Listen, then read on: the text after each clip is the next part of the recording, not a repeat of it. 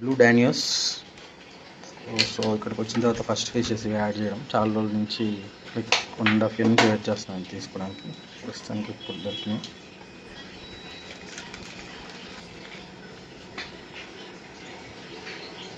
Six face ఉన్నాయి. ఇవి వీటితో పాటు మన దగ్గర ఉన్నాయి టబ్లో ఉన్నాయి కదా, అవి కూడా మనం తొందరగా మూవ్ చేసాం. ఫిల్టర్ పెట్టాను, సో గలీజైన వాటర్. సో ఫ్రెండ్స్, ఆర్డర్ పెట్టిన ప్లాంట్స్ వచ్చేసినాయి. సో ఇవాళ మన ఈ ట్యాంక్ రెండు స్కేప్ చేయాలి.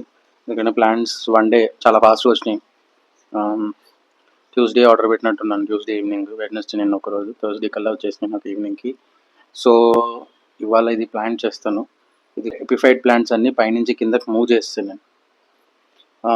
ఇంకోటి దీని లైట్ ఒకటి తీసాను ప్రస్తుతానికి, ఎందుకంటే పక్కన పెడతాను, అడ్వర్టైజ్మెంట్లో ఉంటుంది.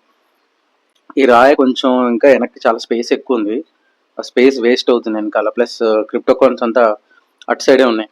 సో ఈ రాయి నేను ఇట్లా 180 degree రొటేట్ చేస్తాను. సో ఈ క్రిప్టోకాన్స్ ఏదైతే ఎక్కువ ఉన్నాయో అవి ఫ్రంట్ సైడ్ వస్తాయి. చూద్దాం మరి లుక్ ఎట్లా ఉంటుందో, లేకపోతే ఏమైనా డస్ట్ అయిపోతుందో లేదో చూడాలి. ఎందుకంటే వెనకాల చాలా స్పేస్ ఉంది, ఆ స్పేస్ వేస్ట్ అయిపోతుంది.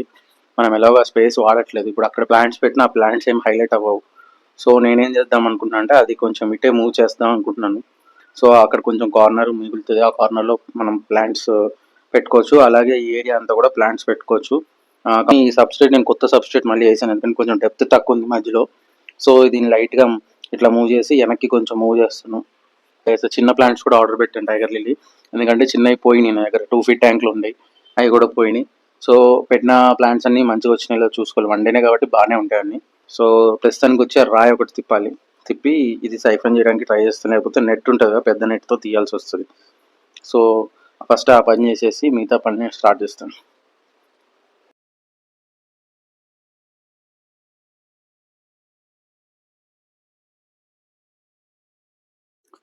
సో కంప్లీట్గా ట్యాంక్ అంతా ఇదైపోయింది.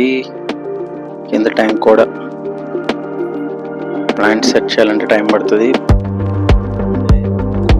సో మోస్ట్లీ ఈ వీడియో చేస్తాను, రేపు పొద్దున్న సెట్ చేస్తాను. సో ఎన్ని ప్లాంట్స్ వచ్చినాయో ఫస్ట్ చెక్ చేసుకోవాలి. 25 varieties ఆఫ్ ప్లాంట్స్ ఆర్డర్ పెట్టా.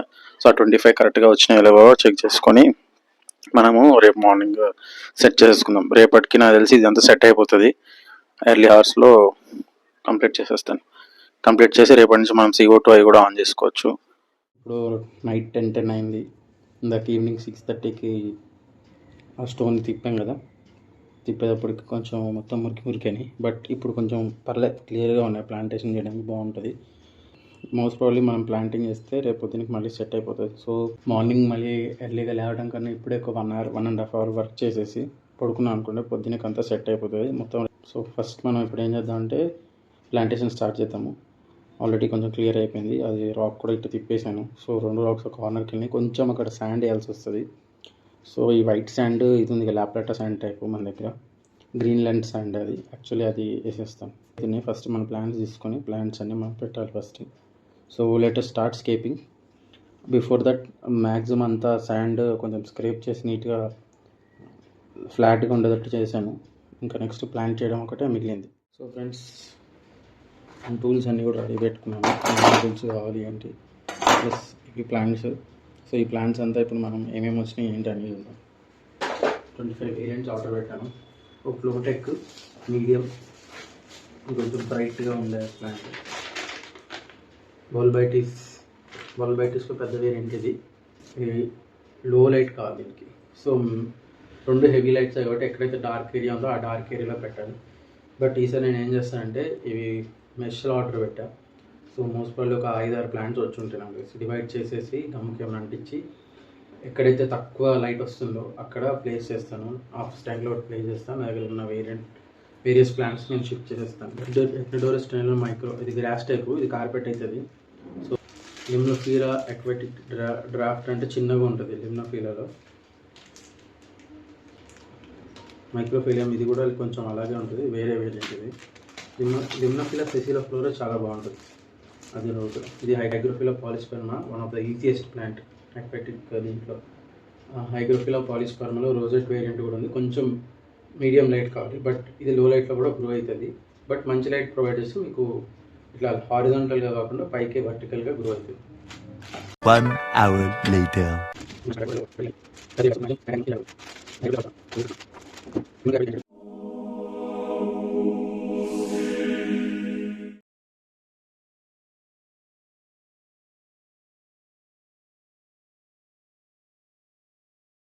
Cucumber.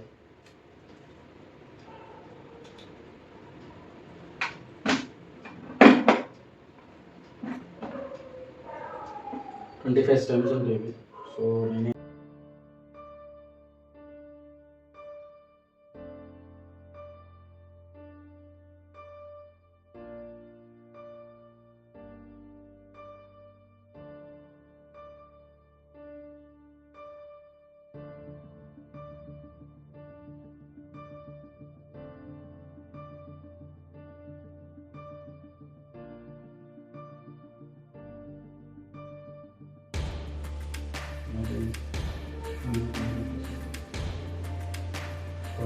చాలా ఫాస్ట్గా వెయిట్ ఎక్కువ కాకపోతుంది. సో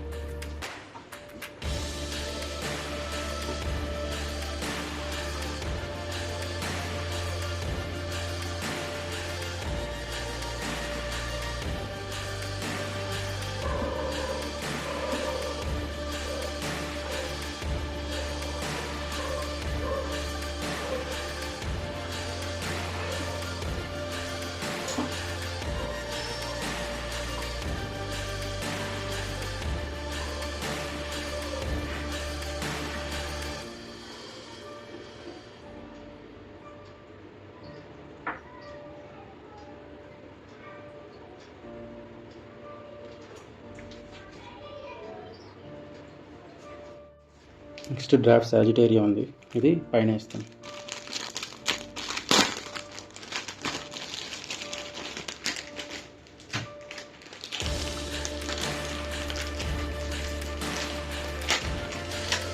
మధ్యలో పెట్టి అక్కడక్కడ గ్లాస్ స్టిగ్మా వేస్తాం పైన. ఇక్కడ కొంచెం కింద కార్పెటింగ్ ప్లాంట్ గ్లాస్ స్టిగ్మా ఇంకో ఉంది, అది కూడా వేసేస్తాం. సో ఈ బంచ్ మొత్తం ఇక్కడ పెట్టేస్తాం. స్టార్ట్ చేసుకుంటే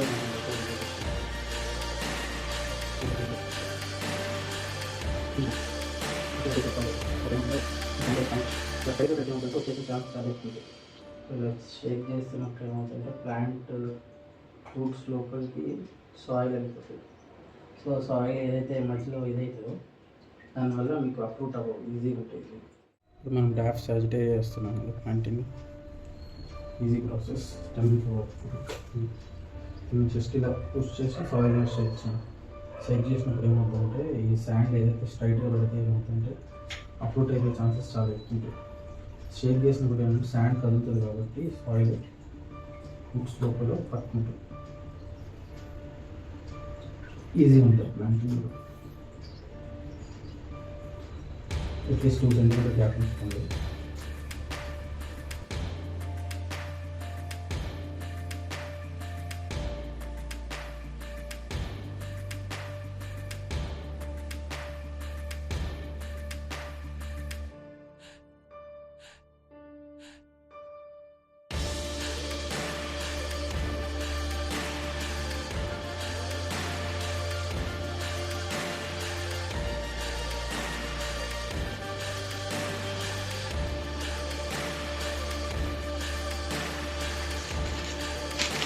సో నెక్స్ట్ మనకు లాఫెస్ స్టిగ్మా కొన్ని స్టెమ్స్ ఎక్కువ అవసరం లేదు, మిగతా అంతా నేను మ్యాక్సిమం జస్ట్ ఇవే వాడుతాను.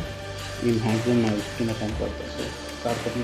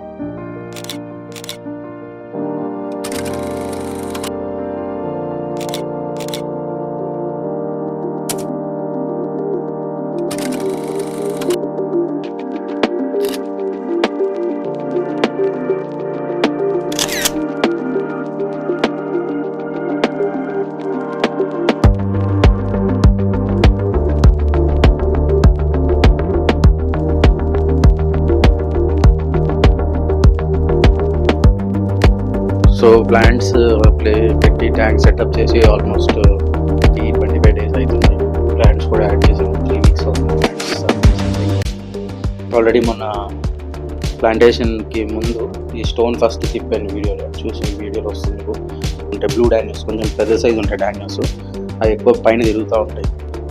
ఇంకోటేమో బాబ్స్ ఉన్నాయి, దీంట్లో ఒడిశా బాబ్స్ ఉన్నాయి, కొన్ని క్లీనింగ్ క్రూ ఉన్నాయి, లైక్ సైమీస్ ఆల్జియేట్, చైనీస్ ఆల్జియేట్ ఉంది. ఇంకోటేమో గ్రీన్ కొరిడార్స్ ఉన్నాయి. గ్రీన్ కొరిడార్స్ ఇంకొన్ని 2-3 అంటే లైక్ 1 పేర్ తెచ్చేసాను, ఇంకొక పేర్ దాంట్లో చిన్న ట్యాంక్ ఈ ట్యాంక్లో పెట్టాను. ప్లస్ ఈ ట్యాంక్లో కూడా కొంచెం కింద ట్యాంక్లో కూడా ఒక 2-3 వేసాను కొరిడార్స్. దీంట్లో ప్రస్తుతానికి నేను ఫస్ట్ యాడ్ చేస్తున్నాను ఇప్పుడు 3 pairs మెలన్ బాబ్స్, ఒక 3 సింగిల్ స్నేక్ స్కిన్ బాబ్స్ అంటారు వాటిని, బాగున్నాయి చాలా. ఇంకొకటి గోల్డెన్ బాబ్, అంటే లైక్ గోల్డెన్ బాబ్స్ దొరకలేదు, స్నేక్ స్కిన్ బాబ్స్ దొరకలేదు, లాస్ట్ ఆఫ్ దెమ్. సో అవే తెచ్చుకున్నాను నేను. రెగ్యులర్గా ఇప్పుడే యాక్లిమేట్ చేసి లైట్గా వాటర్ యాడ్ చేస్తూ ఉన్నా. ఇంకొక 5-10 minutesలో వేసేస్తాను. ఓకే,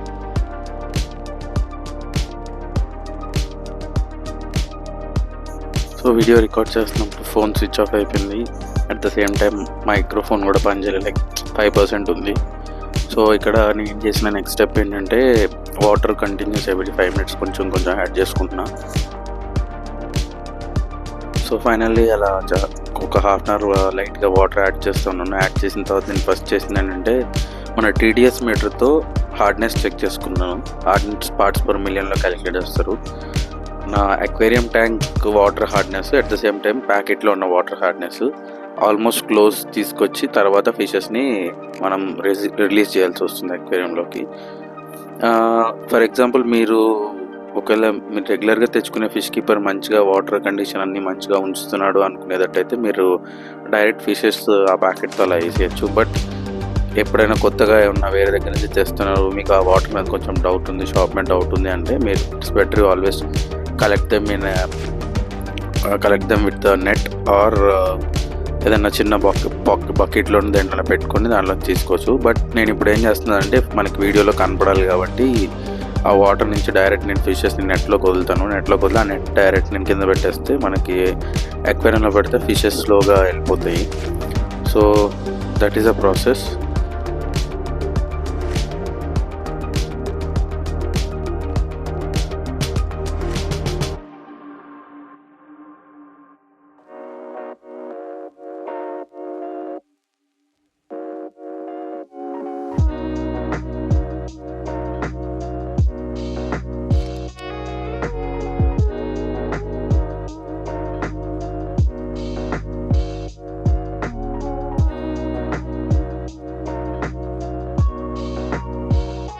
సో ఇప్పుడు నేను ఏ ప్లాంట్ అయితే తీస్తున్నది అప్రూట్ అయిపోయింది, అది క్రిప్టోకాన్ సింధూర్.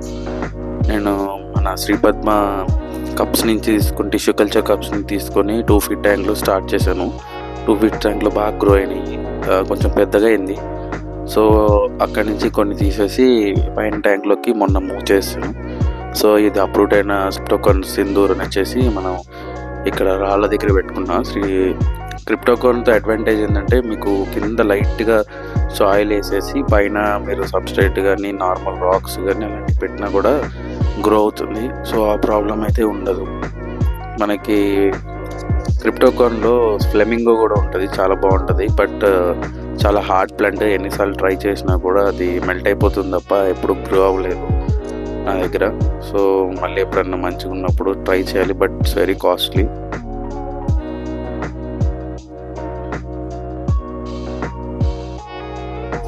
నెక్స్ట్ వచ్చి ఫర్టిలైజర్స్ విషయానికి వస్తే నేను ఇంతకుముందు Aquanature API and aquarium products India ఆ ఏపీఐ కూడా వాడాను.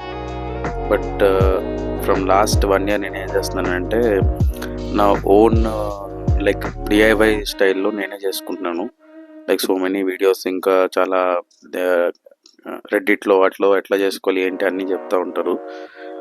Only thing I'm buying is మన అక్వానేచర్ది వాటర్ కండిషనర్ ఒకటి ఉంటుంది, అదొకటి, లిక్విడ్ CO2 ఒకటి ముందు కొనుక్కున్నాయి, ఇంకా ఉన్నాయి, అవే వాడుతున్నా. బట్ రీసెంట్ పాస్ట్ నాకు లాస్ట్ 3-4 months ముందు ఉత్కర్ష్ వారిది ఫర్టిలైజర్స్ కూడా మాన్యువల్గా తయారు చేసుకోవడానికి వాళ్ళు పౌడర్స్ అవి ఇస్తున్నారు. అండ్ లిక్విడ్ CO2 కూడా అది చిన్న బాటిల్లో కలుపుకొని చేసుకోవచ్చు. వాళ్ళ వెబ్సైట్లో ఉంటుంది, లేదంటే అమెజాన్లో కూడా అవైలబుల్ ఉన్నాయి. ఆ పౌడర్స్ ఎంత వేసుకోవాలి, ఎన్ని గ్రామ్స్ ఆఫ్ పౌడరు, ఎంత వాటర్కి అనేది వాడుకోవాలని క్లియర్గా దీంట్లో రాసేసి ఉంటాయి. సో ఇప్పుడు ఏదైతే నేను వేస్తున్నానో అది మ్యాక్రో అండ్ మైక్రో ఫర్టిలైజర్, ఇది మైక్రో ఫర్టిలైజర్. ఇవన్నీ డిఐవై నేను చేసుకున్నవి. పైన ఇంకో వైట్ కలర్ బాటిల్ వచ్చేసి లిక్విడ్ CO2 అనమాట, అది ఆక్వానేచర్దే. ఇంకా నా దగ్గర కొంచెం ఉంది, నేను 1 liter బాటిల్ కొన్నాను. సో ఇంకా కొంచెం ఉంది, అది అయిపోయేంత వరకు ఇప్పుడు వాడాలి. ఇది లిక్విడ్ కార్బన్ అంటే కార్బన్ C అంటారు కదా, అది. There is a saying like చాలామందికి తెలియదు లిక్విడ్ కార్బన్ ఎందుకు యూస్ చేస్తారు అక్వేరియంలో. కొంచెమంది అనుకుంటే కార్బన్ డైఆక్సైడ్ ప్రొవైడ్ చేస్తుంది అని అనుకున్నట్టు చేస్తారు. బట్ ట్యాబ్లెట్స్ కానీ లిక్విడ్ కార్బన్ అనేది కానీ it's not permanent solution. You have to provide a perfect cylinder నుంచి కార్బన్ డైఆక్సైడ్ అని ఇవ్వాలి, లేకపోతే డిఐవైలో మీరు కార్బన్ డైఆక్సైడ్ జనరేట్ చేస్తేనే ప్లాంట్స్ అనేది ఫోటోసింథసిస్ అనేది అవుతూ ఉంటుంది. మీరు ఎప్పుడైతే liquid fertilizer like carbon C కానీ లేకపోతే ఏమన్నా ఏపీఐ వాళ్ళు ఉంటే కార్బన్, లేకపోతే కార్బన్ డైఆక్సైడ్ ట్యాబ్లెట్స్ అని అమ్ముతారు నెట్లో కానీ మీకు బయట కానీ, అవి it's not a permanent solution, temporary solution. They are chemicals యాక్చువల్గా. కొంచెంసేపు కెమికల్ రియాక్షన్ చేసి కార్బన్ని రిలీజ్ చేస్తే అంతే. బట్ ఐ ఆల్వేస్ సజెస్ట్ కొంచెం కాస్ట్ అవుతుంది, ప్రెషరైజ్ CO2 తీసుకుంటే ప్లాంట్స్ చాలా బాగా గ్రో అవుతాయి అన్నమాట. సో నేనేం చేశానంటే లాస్ట్ 2 ఇయర్స్ నుంచి నేను ప్రెజరైజ్ CO2నే వాడుతున్నా. స్టార్టింగ్ నేను జనవరిలో నా 3 ఫీట్ ట్యాంక్ స్టార్ట్ చేసినప్పుడు స్టార్టింగ్ 2 మంత్స్ ప్రెజరైజ్ CO2 లేదు. బట్ నేను 3rd మంత్లో ప్రెజరైజ్ CO2 వేసిన తర్వాత ప్లాంట్స్ అవన్నీ చాలా బాగా గ్రో అయినాయి. సో ఇంకోటి వచ్చేసి లిక్విడ్ ఫర్టిలైజర్స్ మెయిన్గా మనం యూస్ చేసేది ఆల్గీ రిమూవ్ చేయడానికి. ప్లస్ దానివల్ల ఏమవుతుంది, కొన్ని కెమికల్ రియాక్షన్స్ అయ్యి ఆల్గీని కంట్రోల్ చేస్తుంది. బట్ దానికోసమే యూస్ చేస్తారు లిక్విడ్ కార్బన్ అనేది మ్యాక్సిమం. మిగతా టైంలో కార్బన్ డైఆక్సైడ్కి అయితే నేను చెప్పాను కదా ఇందాక చెప్పినట్టు ప్రెజరైజ్ CO2 కానీ DIY CO2 జనరేషన్ కానీ చేస్తే మీకు రిజల్ట్స్ అనేవి పర్ఫెక్ట్గా ఉంటాయి. బట్ లిక్విడ్ కార్బన్ మీద ఎక్కువ డిపెండ్ అవ్వటం వల్ల ఏమవుతుందంటే ట్యాంక్లో వాటర్ కండిషన్, వాటర్ ఇది అనేది మారిపోతూ ఉంటుంది. సో రెగ్యులర్గా వేయకండి. ఎక్కువ ఎప్పుడు వేసుకుంటారంటే లైక్ మీరు వాటర్ చేంజ్ చేసినప్పుడు కొంచెం యాడ్ చేయండి. ఇంకా ఇంకోటి ఏంటంటే ఎప్పుడైనా ఆల్గీ బ్లూమ్ కానీ ఆల్గీ ప్రాబ్లమ్స్ ఉన్నాయి అనుకుంటే then you use this liquid carbon. That is my suggestion.